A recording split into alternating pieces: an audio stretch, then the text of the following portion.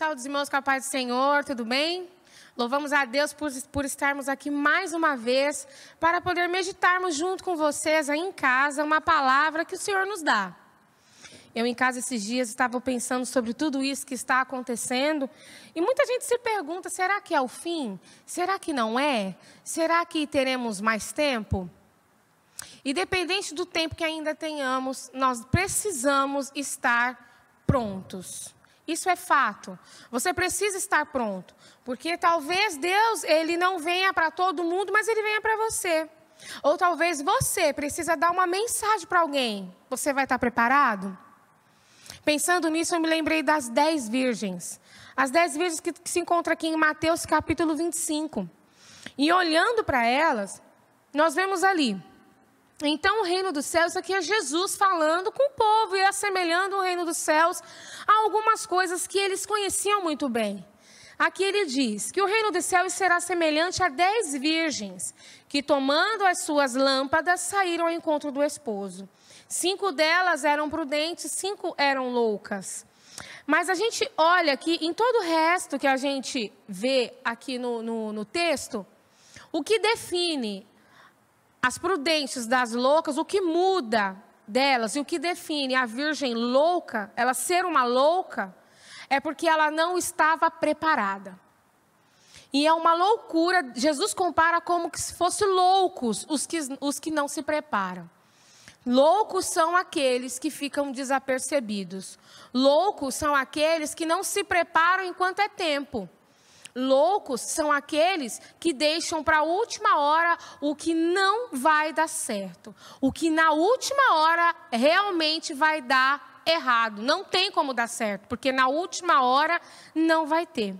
E ao pensar nessas virgens, nessas 10 virgens, 10 vestidas de noiva, elas estavam no mesmo lugar, estavam vestidas igualmente, elas estavam no mesmo lugar, na mesma posição, todas dormiram, mas o que mudou era o que elas tinham na reserva, era o que elas tinham dentro dela, porque uma reserva a gente guarda dentro de alguma coisa, e no caso aqui Jesus estava falando sobre a vida espiritual de cada uma daquelas mulheres, aqui é comparado ao azeite, mas nós vamos comparar a nossa vida espiritual, e pensando assim eu lembrei de Naamã.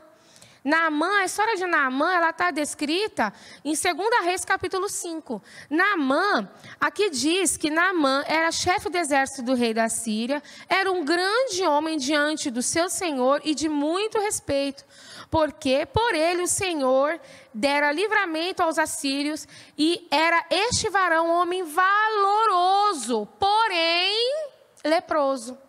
E a lepra na Bíblia, todos nós sabemos que quer dizer pecado. Pecado.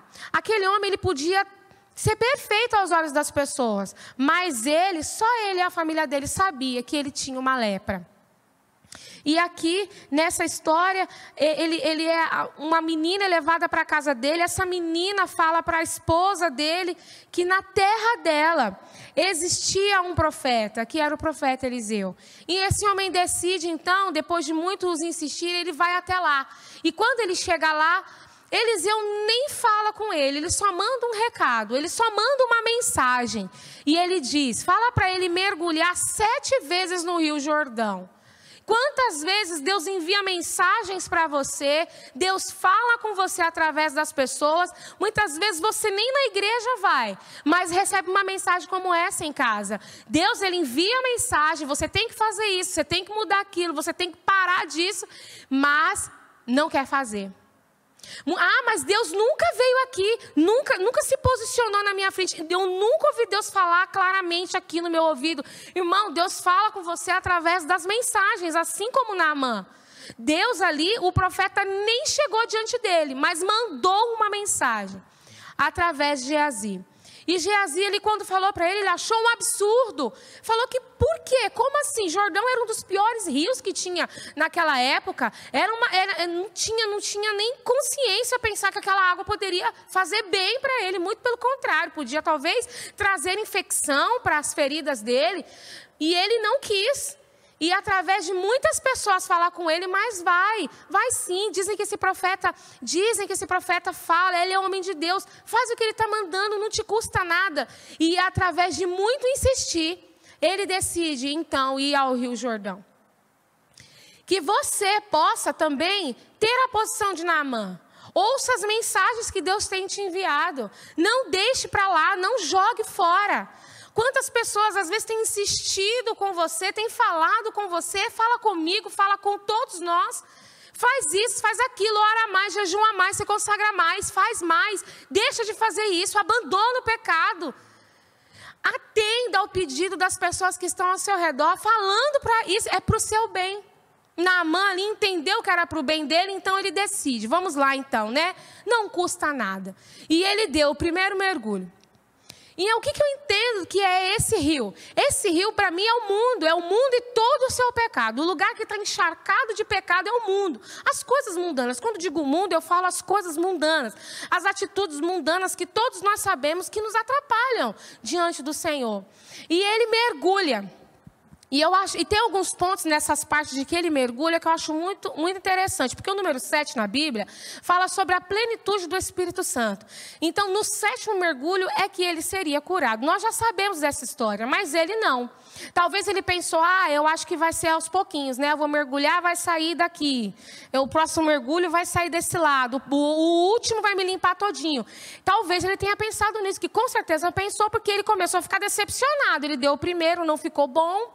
Não foi curado, e ele falou, como assim? Não estou sendo curado. Eu entendo que esse mundo é a nossa natureza humana pecaminosa que existe em nós, e que só vai ser mudada no arrebatamento. Só quando Deus nos arrebatar, quando Ele nos levar para o céu, nos der um corpo incorruptível, é que o pecado não vai ter mais chance. E esse velho homem vai morrer de vez. Enquanto isso, ele está aqui, sufocado dentro de mim. E esse mergulho que Naamã dá, ao meu entender, é um mergulho que eu mesmo dou nos meus pecados interiores que estão guardados dentro de mim. Eu mergulho em mim mesma. E aí eu lembro daquela passagem onde nós lemos sempre, examina-se, pois, o homem a si mesmo.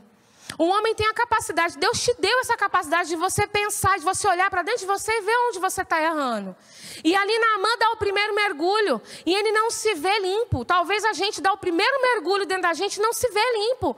Talvez a gente fale, realmente, eu voltando para dentro de mim, realmente eu minto. Voltando para dentro de mim, eu estou pecando nessa área aqui. Que nesses dias em casa vocês possam se voltar para dentro de vocês, que vocês possam ter momentos de reflexão e pensar, o que eu preciso mudar? Quando eu retornar para a igreja, o que eu não posso mais fazer? O que eu tenho feito de errado no templo do Senhor? O que eu posso mudar? Examine-se, pois, o homem a si mesmo. E Naamã, eu entendo que cada mergulho dele ali, ele foi mergulhando dentro de si, falando, meu Deus, olha isso, que nós possamos mergulhar dentro da gente, começar a perceber aquilo que tem que sair, aquilo que tem que ser mudado. E eu tenho certeza que quando o Espírito Santo te dominar totalmente, conseguir entrar em todas as áreas da sua vida, em todos os sentidos que existem em você, a mudança vai ser perfeita, porque o que Deus faz é perfeito, amém? Então que nesse período que nós estamos em casa, nós possamos voltar para dentro da gente, para dentro desse mundo que ainda existe dentro da gente, para dentro dessa natureza pecaminosa, e falar, Senhor, vai apagando, vai tirando de mim, vai me limpando, vai me sarando. Amém? Eu peço que os irmãos orem em casa, medite na palavra, creia que Deus, Ele é perfeito para te fazer perfeito, amém? Louvamos a Deus e assim eu agradeço a oportunidade, que todos tenham uma boa semana.